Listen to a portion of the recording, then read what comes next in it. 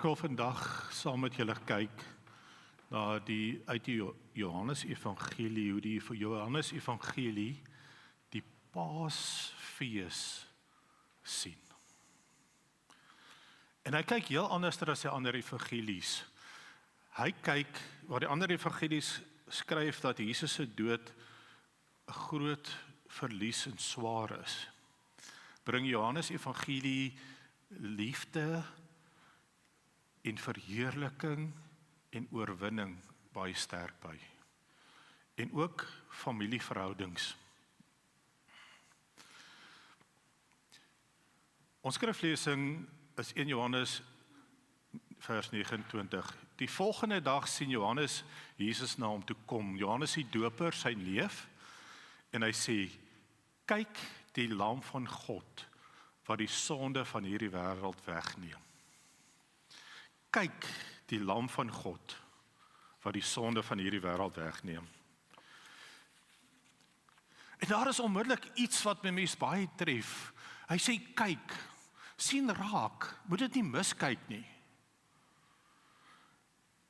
En dan die tweede ding is, die lam van God. Die lam verwys na die Paasfees gebeure, die lam wat moet geslag word. Die lam wat sondes wegneem. En Israel, die Paasfees lam, wat ook 'n aanduiding is van bevryding, dat hulle uit hierdie gevangenskap van Egipte uitgegaan het en vry geword het as volk van God. En die lam van God is definitief daai uit en uit daai teken of daai woorde wat sê Jesus moes ly Paasnaweek. En as ons gekyk in die Johannes Evangelie begin en hy sê God is, die woord is God en die woord was God en die woord van God het mens kom word. En dit vertel vir ons die uniekheid, want ek sê kyk na die unieke Jesus, dan glo ons in hom en ons leef, dit is die tema. Letterlik het hy Jesus die verstalte uit die woord van God vir ons gebring en hy was die woord van God. In hierdie duisternis wêreld het hy ewe skielik die ware lig kom gee, nie 'n valse lig nie. En die wêreld het deur hom ontstaan. En Jesus het gekom na sy eiendom. En weet wat is die hartseer? Hulle het gekyk en hom nie herken nie. Hulle het hom nie aanvaar nie. Dit is sy eiendom, hy het hulle gemaak. En het hom nie aanvaar nie, totaal misgekyk. En die hele Johannes Evangelie sê dit baie duidelik, daar was gedurende misverstand en hulle het nie geglo nie, hulle het nie raak gesien wie Jesus werklik is nie. En as ons kom by die kruisgebeure van Goeie Vrydag, dan lyk dit soos 'n mislukking. Want kyk, Jesus moes eintlik hierdie wêreld of die Romeine oorwin het volgens die mense, hierdie aardse koning wees. Maar hy was nie. Jesus moet die volk red, maar hy sterf aan 'n kruis. Vir die disippels is daar geen hoop nie. Die volk wat hom moet ondersteun skree, kruisig hom, kruisig hom, kruisig hom.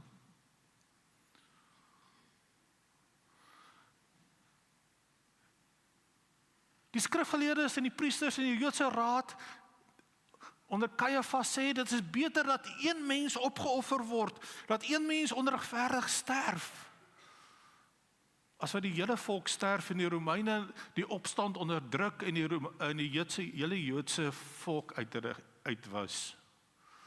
En dan die hartseer is,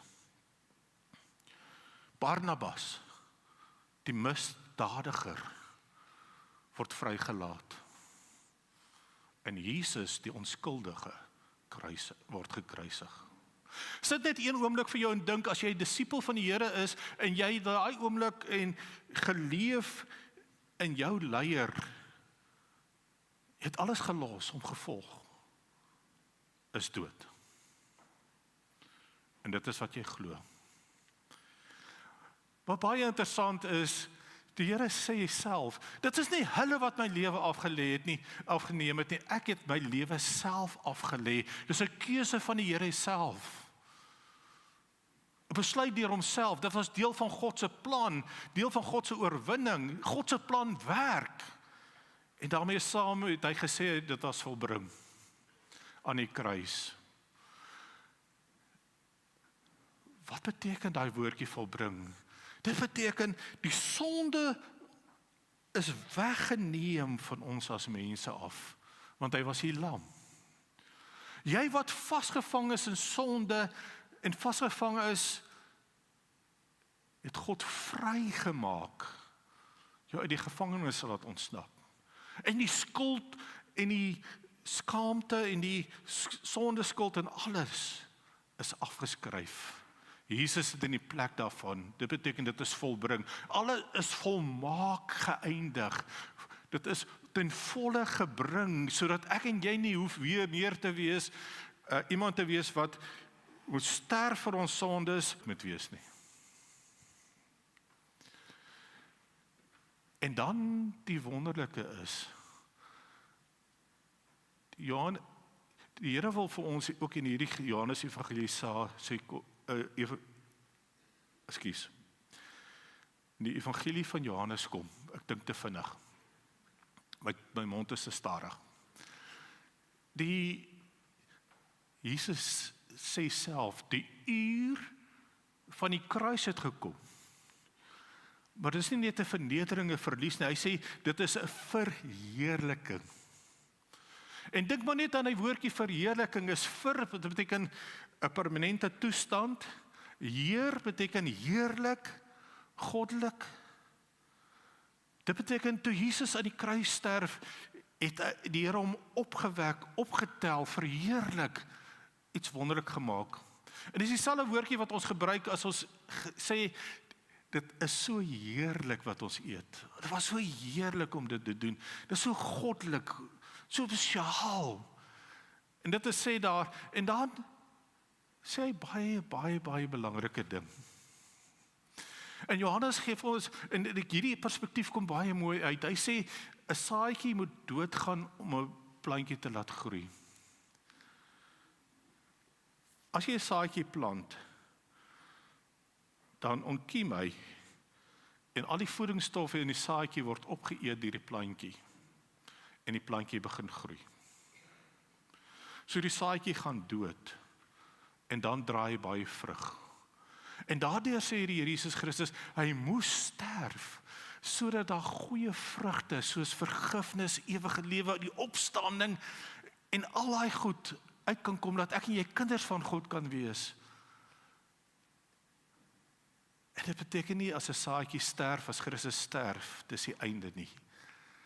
Dis daai wonderlike siening van, daar kom so baie meer uit, baie meer positief. En dit is waaroor ons juig ook in hierdie tyd en bly is. En die uniekheid van die Here, want ek gesê, kyk na die uniekheid, sien die uniekheid van Christus raak. Daar is net een weg, waarheid en lewe. En hier is daai weer daai voorbeeld van die sponsie met die water. As Jesus in jou is, dan wys hy, of die weg, die regte weg na die hemel toe is in Jesus. En as hy in is jou, dan wys hy vir jou die regte weg. Hy is die weg na die ewige lewe toe, na God toe. Die regte weg. Die waarheid, absolute waar. Nie valsheid nie. Nie voorgee nie. Nie oorverblindery nie. En dan die lewe. Die volle lewe wat ons kan hê. En niemand kom na die Vader behalwe deur Jesus Christus nie. En daarom sê Johannes Evangelie dit al so mooi, kyk daar, hy is die lam van God, hy is die woord van God, hy is die seun van die mens, hy is die seun van God. En dan gebruik hy die 7 uitsprake, ek is die goeie herder, ek is die ware brood, of die brood in lewe. Ons kom by sommige van daai uit. En daarom moet ek en jy besef, as ons in hierdie wêreld staan, en ons lees en ons hoor die boodskap van Jesus Christus, daar's niemand wat in sy plek kan wees nie. Die woordjie uniek beteken die enigste in hierdie wêreld, uniek, dis die Griekse woord wat altyd kan vertaal. Daar's niemand nie. En daarvoor moet ons sien en kyk en glo. En dan kyk, hierdie Paasgebeure gaan oor die liefde van God en die lewe wat hy gee daardeur. Want so lief het God die wêreld gehad dat hy sy unieke seun gegee het.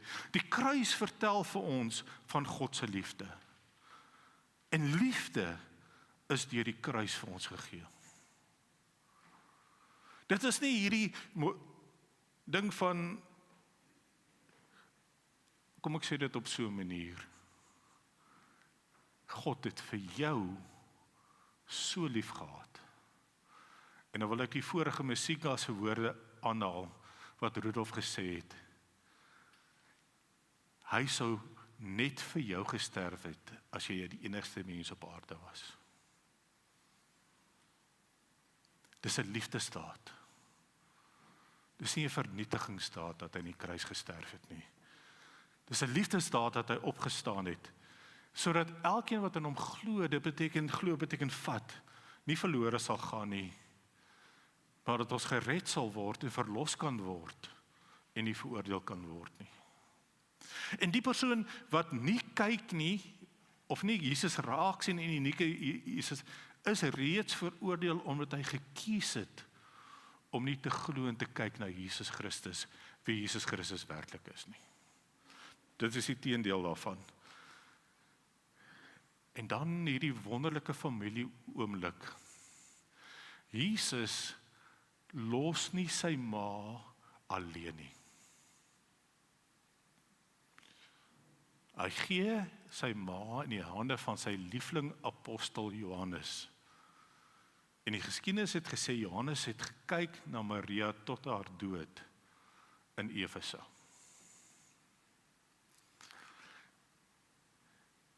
Dink net vir een oomblik. In daai tyd was daar nie pensioene, polisse en daai goed nie. In meeste gevalle, as die pa dood is, het die oudste seun geërf. En dan het die verantwoordelikheid van die familie en die ma oorgevat. En nou sterf Jesus Christus. En 'n vrou het nie erfgenaam reg gehad daar nie. Die hartseer is, wat word van so 'n ma? En jy sien die liefde van die Here, want hy weet, hierdie ma gaan deur 'n moeilike tyd, sy het haar seun aan die dood afgestaan. En hy bring daai liefde en daai sekerheid. En dit is 'n wonderlike teken daarvan. En dan Maria Magdalena hardloop na die ander op die Sondag, op opstandingsdag, soos ons vandag vier.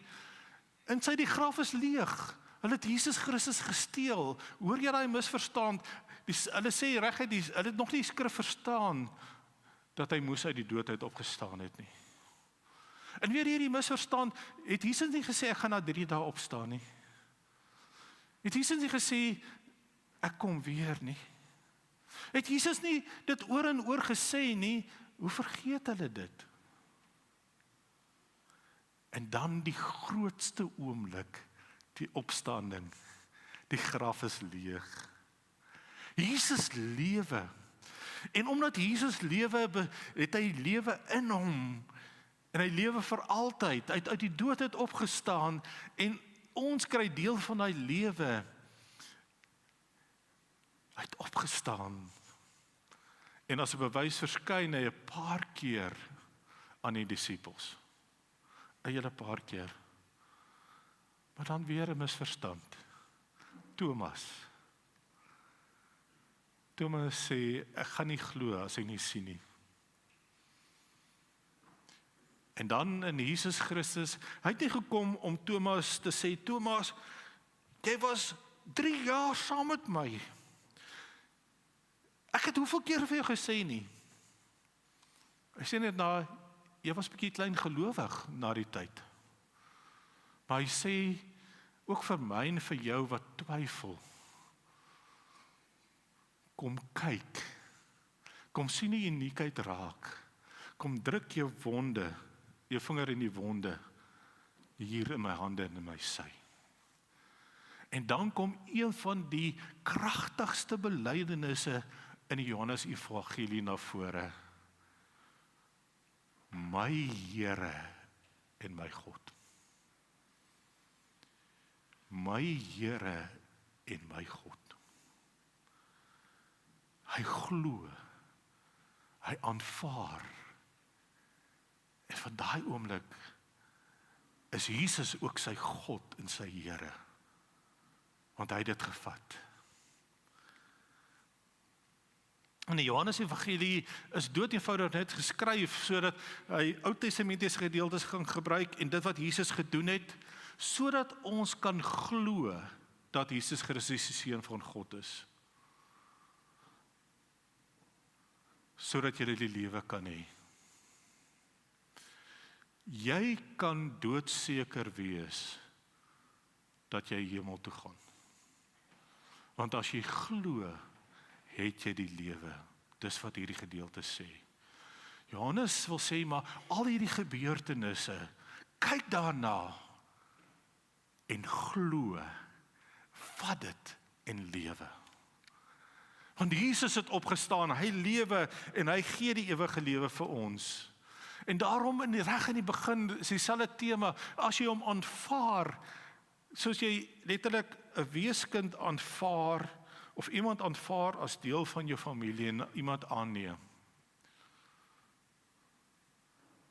En in hom glo, is jy kinders van God. En kyk bietjie baie mooi hierna, is weer die familie beeld wat Johannes wil sê. Hy sê, sodra jy glo, word jy 'n kind van God. En dan praat hy van die uit God gebore is.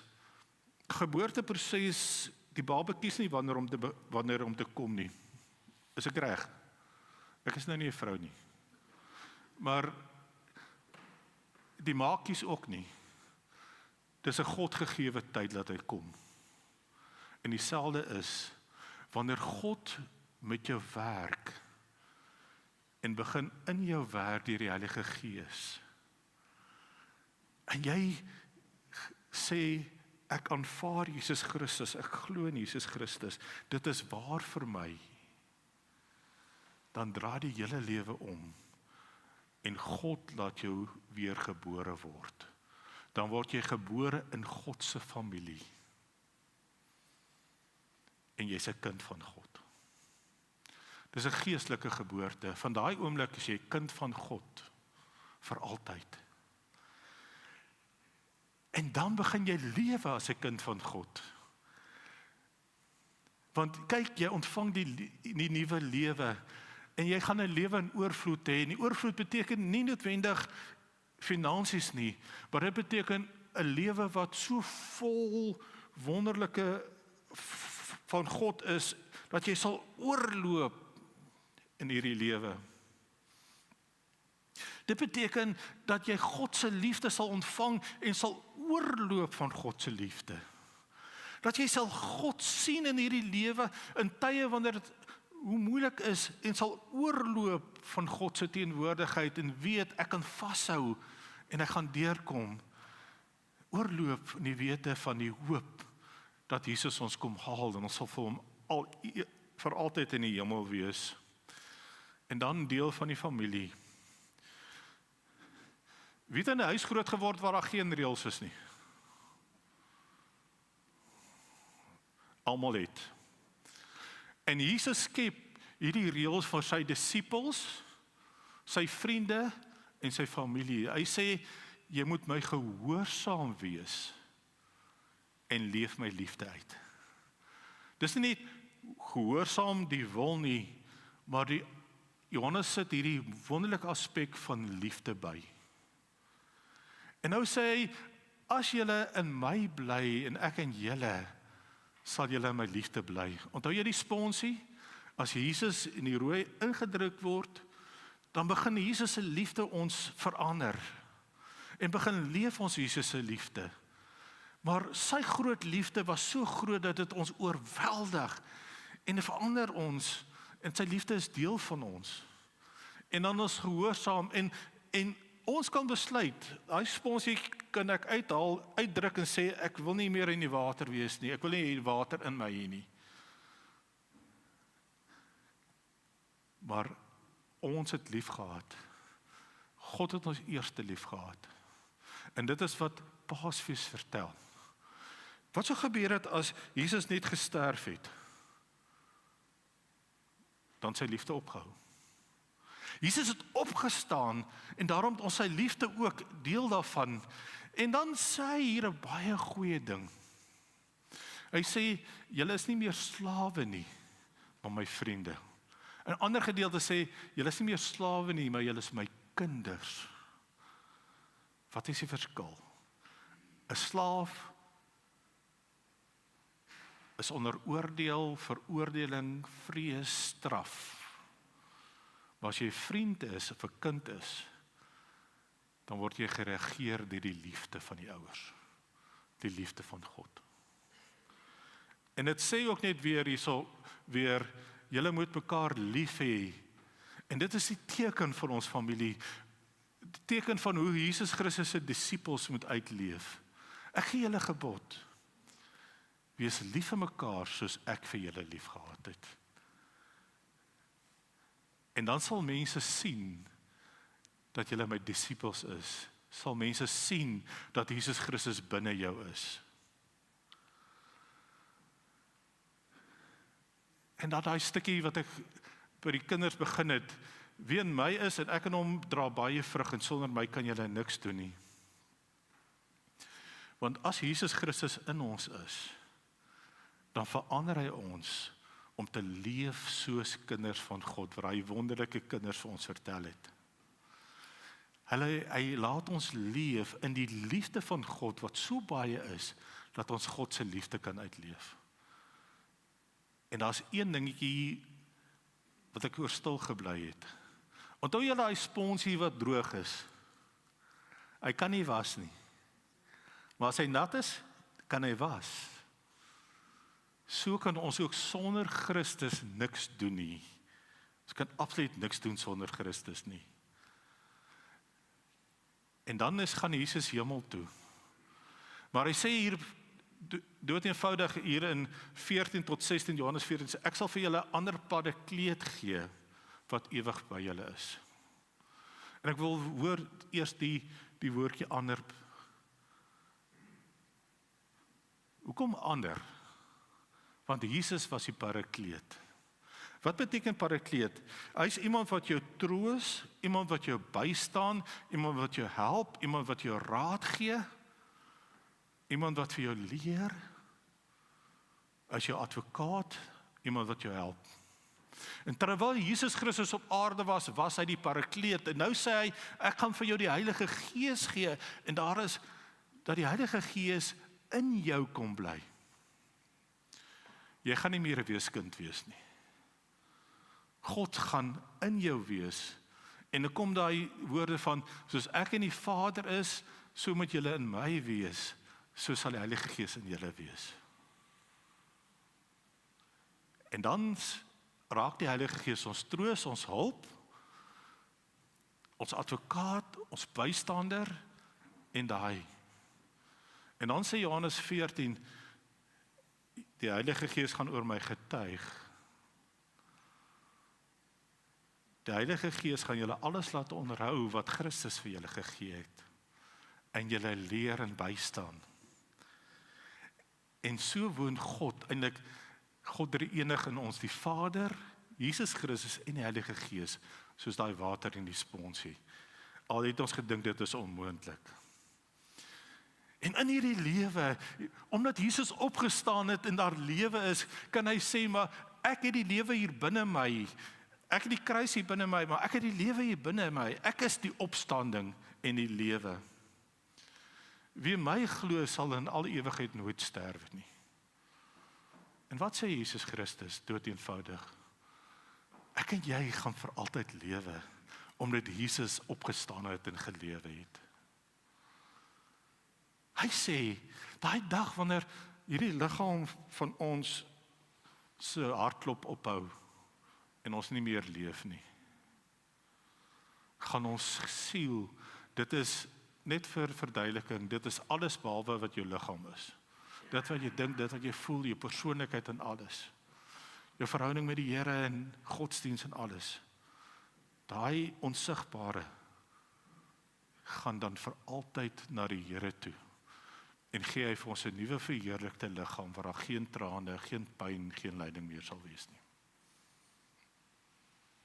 En dit beteken die dood is maar net 'n deurgang, 'n deurstap na die ewige lewe toe. Eindelik die ewige lewe begin wanneer jy leef, gebore word, glo in Jesus Christus by jou wedergeboorte en van daar af leef jy vir permanent aan. En daarom kan hy dit sê. Paasfees nooi ons om weer te kyk na die unieke lam van God. Kyk na die kruis. Die kruis het oorwin en liefde oorwin. God het nie geweld gebruik om die kruis te keer nie. Jesus het opgestaan en hy leef. En dit vier ons vandag. En daarom kan ons saam sê, my Here en my God. Een van die sterkste belydenisse. Wie in Jesus glo, ontvang die rykdom van hierdie lewe. 'n Vol lewe, 'n lewe in Christus, en Christus in hom. Die dood tel nie meer nie. Daar's 'n ewige lewe